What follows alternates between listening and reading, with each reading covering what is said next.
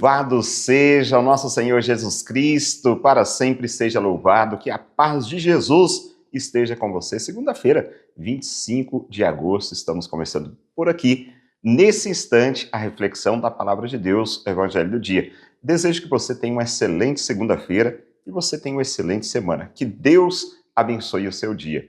E vamos para a Palavra de Deus, que importa, né, para esse dia ou para esse momento, justamente é a Palavra de Deus que deve mover a nossa vida. A palavra de Deus dessa segunda-feira se encontra no Evangelho de Mateus, capítulo 23, versículos 13 a 22.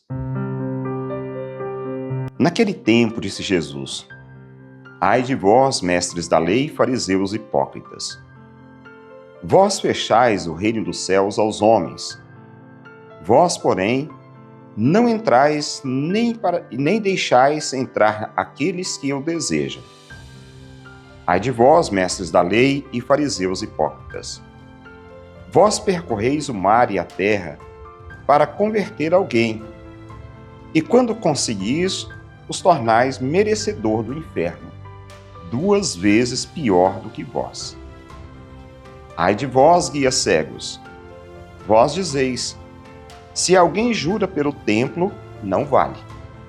Mas se alguém jura pelo ouro do templo, então vale. Insensatos e cegos! O que vale mais, o ouro ou o templo que santifica o ouro? Vós dizeis também: se alguém jura pelo altar, não vale. Mas se alguém jura pela oferta que está sobre o altar, então vale. Cegos! O que vale mais, a oferta ou o altar que santifica a oferta? Com efeito, quem jura pelo altar, jura por ele e por tudo que está sobre ele. E quem jura pelo templo, jura por ele e por Deus que habita no templo. E quem jura pelo céu, jura pelo trono de Deus e por aquele que nele está sentado. Palavra da salvação. Glória a vós, Senhor.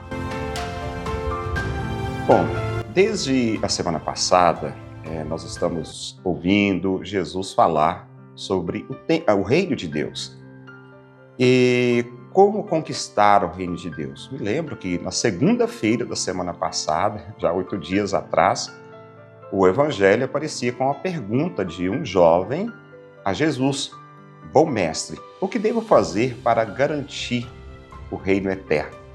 Para herdar, para ter como herança o reino eterno? Jesus, a partir dali, falava sobre os mandamentos, na observância dos mandamentos, sobre o desapego aos bens materiais, sobre o momento, a hora em que somos chamados também, como nós participamos, como nós entramos ou como nós devemos nos vestir para entrar no reino dos céus também.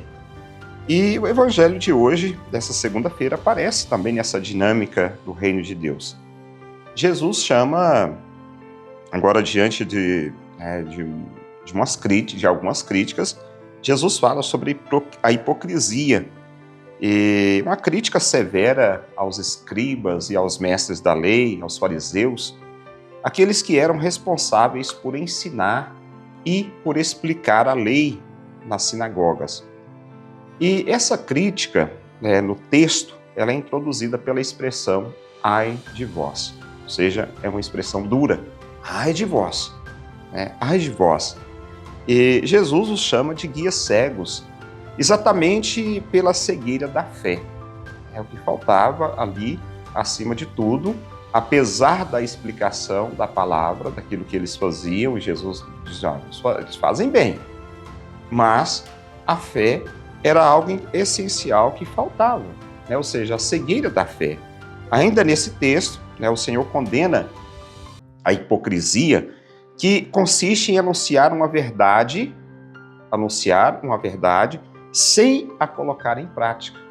O anúncio da verdade, tudo bem, como eu já disse, Jesus não critica esse fato do fariseu, mas anuncia a verdade, mas não coloca essa verdade em prática. Então, por isso também, Jesus continua insistindo nesse fato da hipocrisia. Sabem o que têm que fazer, mas não fazem. Ensinam o que têm que fazer, mas não fazem. Olha, eu ensino, mas eu não estou fazendo. Então, se relemos esse trecho do Evangelho, uma perspectiva também pós-pascal, entenderemos melhor, né, a ruptura entre os setores de liderança judaica e os primeiros cristãos. Ou seja, o cristianismo ele se distingue da sinagoga, né, e é o nascimento das primeiras comunidades cristãs, essa igreja composta de gentios e de judeus que se converteram a Jesus. Então, uma leitura que deve ser feita nesses dois âmbitos, né? Primeiro, numa realidade própria daquilo que se explica a partir da palavra de Deus e do que se vive a partir da palavra de Deus, e esse contexto pós-pascal, né? De entendermos essa questão própria, né? Dessas primeiras comunidades cristãs que começam a aparecer, né? Que começam a surgir também.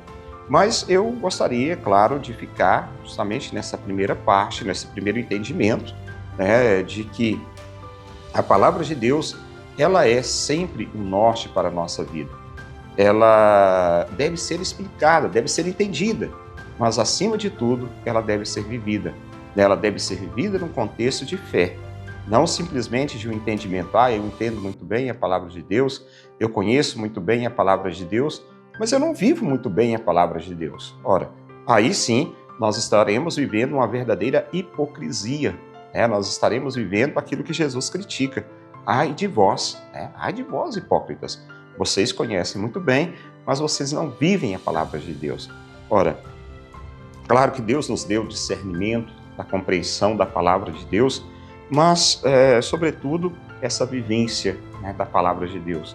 Quantos chegam a falar, padre, eu não compreendo muito bem a palavra de Deus, às vezes eu não leio a Bíblia, porque eu não consigo compreender muito bem o que está ali, mas mais do que compreender a palavra de Deus, é vivê-la com fé. Isso é muito importante, tá? Que vivamos então a palavra de Deus cheios de fé no Cristo, no próprio Deus, no Espírito Santo que está no nosso meio.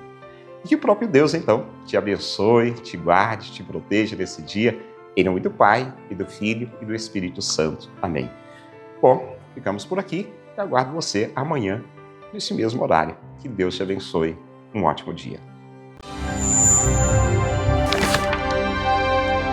Palavra do dia com Padre Marcos. Oferecimento. Famag Pré-Moldados, qualidade em primeiro lugar. Rua da Contagem, bairro Paracatuzinho, fone 38 3671 1032. A Retífica Paracatu atua na venda de peças para motores a combustão, serviço de usinagem de bloco, virabrequim, comando, bielas, cabeçote com testes de trincas Magna Flux e teste durezas de virabrequim e comando de válvula. Fazemos a retirada e instalação do motor diesel em veículos, máquinas agrícolas e estacionários. Retífica Paracatu, no bairro Nossa Senhora Aparecida.